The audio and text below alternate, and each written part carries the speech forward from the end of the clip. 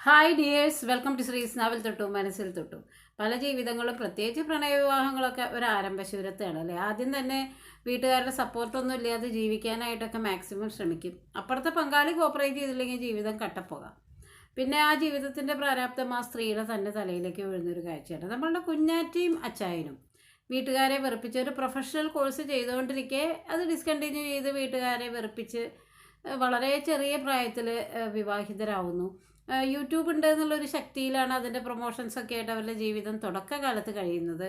രണ്ട് വീട്ടുകാരുടെയും സഹായം ഇല്ലാതെ അവർ വാടക വീട്ടിലാണ് കേട്ടോ ജീവിക്കുന്നത്. പിന്നെ പിന്നെ അവരുടെ ജീവിതത്തിൽ വരുന്ന ഒരു കുഞ്ഞാകുന്നതോടെ അവരുടെ ഉത്തരവാദിത്തങ്ങൾ വർദ്ധിക്കുന്നു. അവർക്ക് കൂടുതൽ വരുമാനം ആവശ്യമായിട്ട് വരുന്നു. സ്വാഭാവികമായിട്ട് ഭർത്താവ് പറയത്തക്ക ജോലിക്കൊന്നും പോകുന്നില്ല. അപ്പോൾ ജീവിതം ഒരു വൺ മാൻ ആർമി പോലെ ആ സ്ത്രീയുടെ തലയിൽ മാത്രം വെക്കപ്പെട്ടൊരു ഭാരമായി.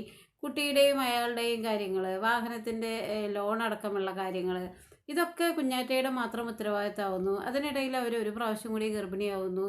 നിർഭാഗ്യവശാൽ ആ കുഞ്ഞ് ഒരു 7-ാം മാസത്തിലോ 6-ാം മാസത്തിലോ അങ്ങോട്ട് മരിക്കുന്നു. അതോടുകൂടി അവർ ആ ഗർഭിണിയായിരിക്കുന്ന അവസ്ഥയിൽ അവർ ജീവിക്കുന്ന കുറേ സ്ട്രഗിളിംഗ് ആയിട്ടുള്ള കുറേ മൊമെൻറ്റ്സ് അവർ യൂട്യൂബിൽ ഷെയർ ചെയ്തിട്ടുണ്ട്. അവരുടെ ജീവിതത്തിൽ അവർ കാണിച്ചു കൂട്ടുന്ന വരുമാനത്തിന് വേണ്ടിയിട്ടുള്ള സങ്കടങ്ങളും പ്രാരാബ്ദങ്ങളും ഒക്കെ കൃത്യമായിട്ട് ആ യൂട്യൂബിൽ അവർ കാണിക്കുന്നുണ്ട് കേട്ടോ. ഈ സമയത്തൊക്കെ അവിടെ പങ്കാളി നിർവികാരനാണെന്ന് നമ്മൾ മനസ്സിലാക്കണം. ഇപ്പോൾ കുഞ്ഞാറ്റ ഡിവോഴ്സാണെന്ന് ഒരു ഒരു 1-1.5 മാസം മുമ്പാണ് അവർ പറയണത് ഞങ്ങൾ ഡിവോഴ്സായി. വളരെ ഞെട്ടലോട് കൂടിയിട്ടാണ് കേട്ടോ ഇത് ശരിക്കും പറഞ്ഞാൽ അവരുടെ സബ്സ്ക്രൈബേഴ്സ് അടക്കം കേട്ടത്. കാരണം അത്രമാത്രം അവർ ആ പങ്കാളിയെ ചൈൻ എന്ന് വിളിക്കുകയും വളരെ സ്നേഹപൂർവ്വം അയാളെ പ്രസൻറ്റ് ചെയ്യും. അതുവരെ അയാളെ പറ്റി പറയത്തക്ക ഒരു കുറ്റങ്ങൾ പറയുകയോ ഒന്നും ചെയ്തിട്ടില്ല. പെട്ടെന്ന് ഇവർ വന്ന് പറയാണ് ഞാൻ ഡിവോഴ്സാണ്. അത് ശരിക്കും പറഞ്ഞാൽ ഞെട്ടിച്ചു പോയി. എന്നാലും അതിന് അവരെൻ്റെ കാരണമൊന്നും കൃത്യമായിട്ട് വെളിവാക്കിയിരുന്നില്ല.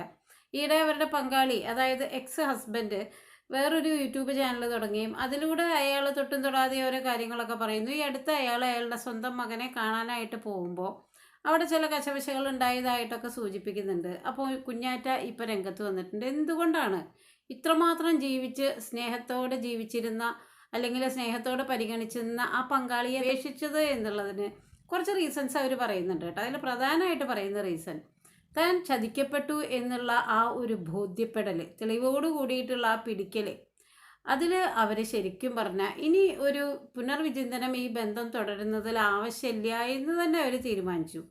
തുടക്കത്തിൽ കുഞ്ഞിൻ്റെ കാര്യത്തിന് വേണ്ടി അല്ലെങ്കിൽ കുഞ്ഞിന് വേണ്ടിയിട്ട് 2 വർഷം മുമ്പ് അവർ ഗാർഹിക പീഡനത്തിന് വനിതാ കമ്മീഷനിൽ കൊണ്ട് കേസ് കൊടുക്കുകയും കുട്ടിയുടെ വെൽബീയിങ്, കുഞ്ഞിന് അപ്പനും അമ്മയും ഉണ്ടായിരുന്നോട്ടെ എന്നുള്ള ഒരു ആവശ്യത്തിൽ പ്രതി അവർ വീണ്ടും ജീവിതം കണ്ടിന്യൂ ചെയ്യുകയും ചെയ്തിട്ടുണ്ട്. എന്നിട്ടും 2 വർഷം കഴിഞ്ഞ് ഇപ്പോഴാണ് അവർ ഡിവോഴ്സ് ചെയ്യുന്നത്. 2 വർഷം മുമ്പ് നിയമപരമായിട്ട് തൻ്റെ പങ്കാളിക്കെതിരെ ഒരു കേസ് കൊടുക്കുന്ന ആ അവരുടെ ഒരു ദാമ്പത്യത്തിലെ ഏറ്റവും ടോക്സിക് ആയിട്ടുള്ള ഒരു വശം അവിടെ സംഭവിച്ചു കഴിഞ്ഞു.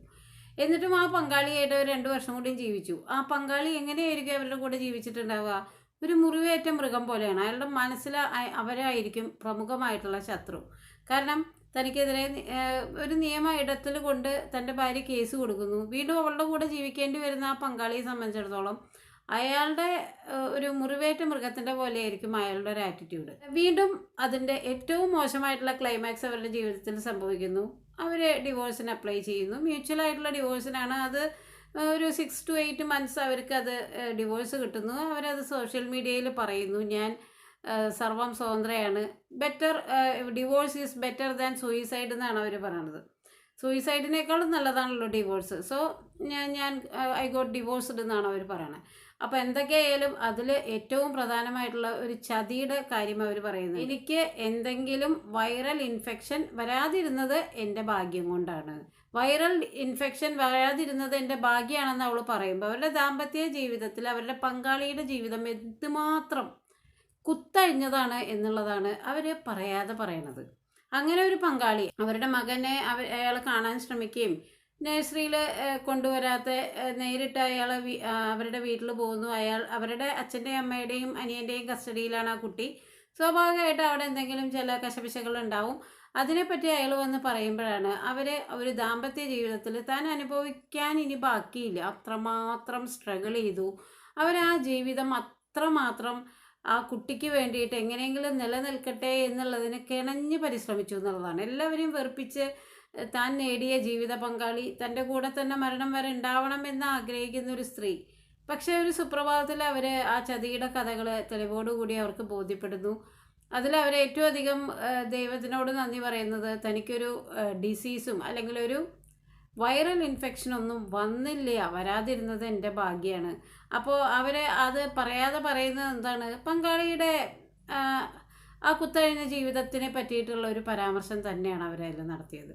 പിന്നെ ഇവരെ സംബന്ധിച്ചിടത്തോളം ഇവർ ചെയ്തൊരു തെറ്റ് 2 വർഷം മുമ്പ് താൻ ഗാർഹിക പീഡനത്തിനോ എന്തിനെങ്കിലും ആയാലും വനിതാ കമ്മീഷനിൽ തൻ്റെ പങ്കാളിക്കെതിരെ കേസ് കൊടുത്തിട്ടുണ്ടെങ്കിൽ ശരിക്കും അവരെ അകന്ന് ജീവിക്കലായിരുന്നു അതിൻ്റെ ഭംഗി. ഇവരുടെ ജീവൻ പണയം വെച്ചിട്ട് ആ 2 വർഷത്തെ കളി ഇവർ കളിക്കേണ്ടത് അല്ലായിരുന്നു. കാരണം ജീവൻ നഷ്ടപ്പെടാതിരുന്നതും കൂടി ഭാഗ്യമാണ് എന്ന്. ഒരു സ്ത്രീയെ സംബന്ധിച്ചിടത്തോളം തന്നെ തൻ്റെ ജീവിതം വരയ്ക്കേണ്ടി വരുന്നൊരു നിസ്സഹായ അവസ്ഥയുണ്ടല്ലോ. പങ്കാളി നിർവികാരനായി ജോലിക്ക് പോകാതിരിക്കുക, അയാളിൽ നിന്ന് യാതൊരു വക സാമ്പത്തികമോ സപ്പോർട്ടോ ഒന്നും കിട്ടാതെ ജീവിതം മാക്സിമം കൊണ്ടുപോവാം എന്ന് വിചാരിച്ച് ജീവിക്കുന്ന ഒരു ഭാര്യയുടെ അല്ലെങ്കിൽ ഒരു അമ്മയുടെ മനസ്സെന്ന് പറയുന്നത് വളരെ നിർവികാരമായിരിക്കും.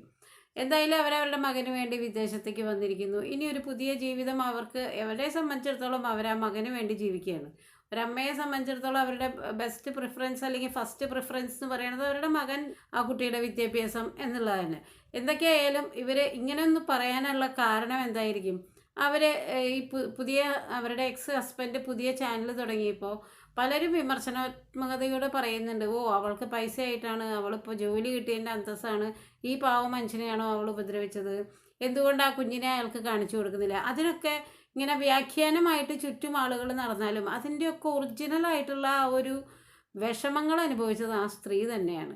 ഓരോ വാടക വീടുകളിലും മാറി മാറി നടക്കുമ്പോൾ ഈ ദാമ്പത്യം എങ്ങനെയെങ്കിലും ഈ ജീവിതം ഒന്ന് കരക്കെത്തിക്കണം എന്നുള്ളതിൻ്റെ ഭാഗമായിട്ട് ടൈലറിങ്, പിന്നെ ബ്രൈഡൽ മേക്കപ്പ്, അങ്ങനെ അവർ പരീക്ഷിക്കാത്ത മേഖലകളില്ല. തുണിക്കച്ചവടം, എല്ലാ ഓൺലൈൻ വർക്കുകളും പ്രൊമോഷൻസും ഒക്കെ.